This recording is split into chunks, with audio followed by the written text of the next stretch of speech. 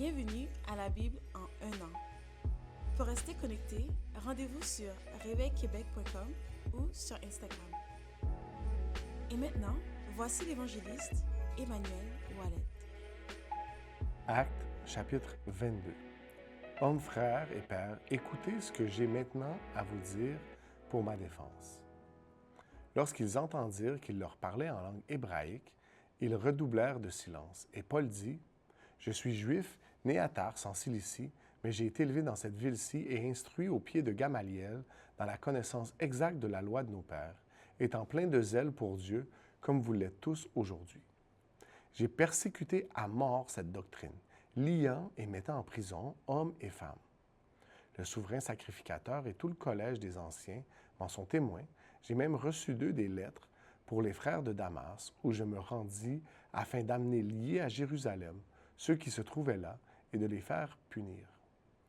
Comme j'étais en chemin et que j'approchais de Damas, tout à coup, vers midi, une grande lumière venant du ciel resplendit autour de moi. Je tombai par terre et j'entendis une voix qui me disait « Saul, Saul, pourquoi me persécutes-tu? » Je répondis « Qui es-tu, Seigneur? » Et il me dit « Je suis Jésus de Nazareth que tu persécutes. » Ceux qui étaient avec moi virent bien la lumière, mais ils n'entendirent pas la voix de celui qui parlait. Alors je dis « Que ferai-je, Seigneur? » Et le Seigneur me dit « Lève-toi, va à Damas, et là on te dira tout ce que tu dois faire. » Comme je ne voyais rien à cause de l'éclat de cette lumière, ceux qui étaient avec moi me prirent par la main, et j'arrivai à Damas. Or, un nommé Ananias, homme pieux selon la loi, et de qui tous les Juifs demeurant à Damas rendaient un bon témoignage, vint se présenter à moi, et me dit, « Saul, mon frère, recouvre la vue. » Au même instant, je recouvrai la vue, et je le regardai.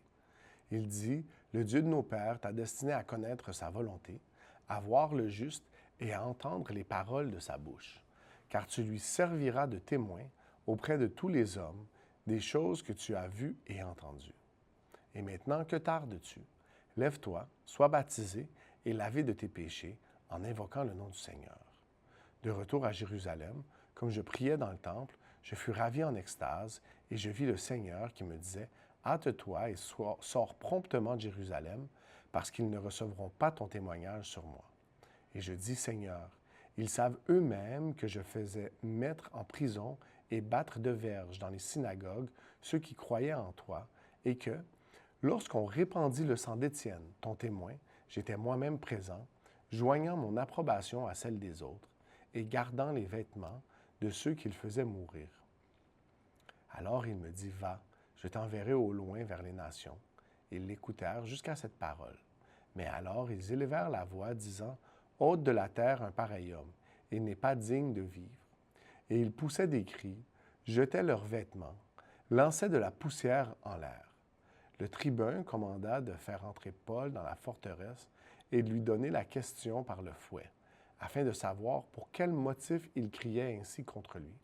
Lorsqu'on lui exposait au fouet, Paul dit au centenier qui était présent, « Vous est-il permis de battre de verge un citoyen romain qui n'est même pas condamné? » À ces mots, le centenier alla vers le tribun pour l'avertir, disant, « Que vas-tu faire?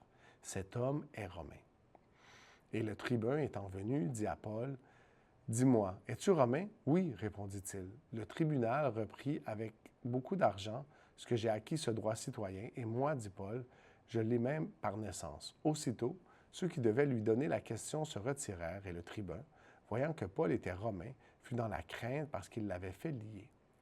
Le lendemain, voulant savoir avec certitude de quoi les Juifs l'accusaient, le tribun fit ôter ses liens et donna l'ordre aux principaux sacrificateurs et à tout le Sanhédrin de se réunir. Puis, faisant descendre Paul, il le plaça au milieu d'eux. Exode, chapitre 9. L'Éternel dit à Moïse, « Va vers Pharaon et tu lui diras, « Ainsi parle l'Éternel, le Dieu des Hébreux. Laisse aller mon peuple afin qu'il me serve. Si tu refuses de le laisser aller, et si tu le retiens encore, voici, la main de l'Éternel sera sur les troupeaux qui sont dans les champs, sur les chevaux, sur les ânes, sur les chameaux, sur les bœufs et sur les brebis. Il y aura une mortalité très grande.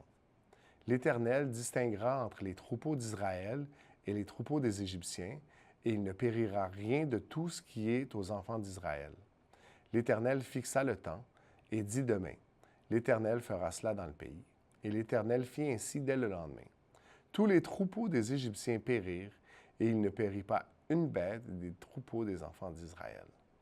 Pharaon s'informa de ce qui était arrivé, et voici, pas une bête des troupeaux d'Israël n'avait péri. Mais le cœur de Pharaon s'endurcit, et il ne laissa point aller le peuple. L'Éternel dit à Moïse et à Aaron, « Remplissez vos mains de cendres de fournaise, et que Moïse la jette vers le ciel sous les yeux de Pharaon. Elle deviendra une poussière qui couvrira tout le pays d'Égypte, et elle produira dans tout le pays d'Égypte, sur les hommes et sur les animaux, des ulcères formés par une éruption de pustules. Ils prirent de la cendre de fournaise et se présentèrent devant Pharaon. Moïse la jeta vers le ciel, et elle produisit sur les hommes et sur les animaux des ulcères formés par une éruption de pustules. Les magiciens ne purent paraître devant Moïse à cause des ulcères, car les ulcères étaient sur les magiciens, comme sur tous les Égyptiens. L'Éternel endurcit le cœur de Pharaon, et Pharaon n'écouta point Moïse et Aaron, selon ce que l'Éternel avait dit à Moïse.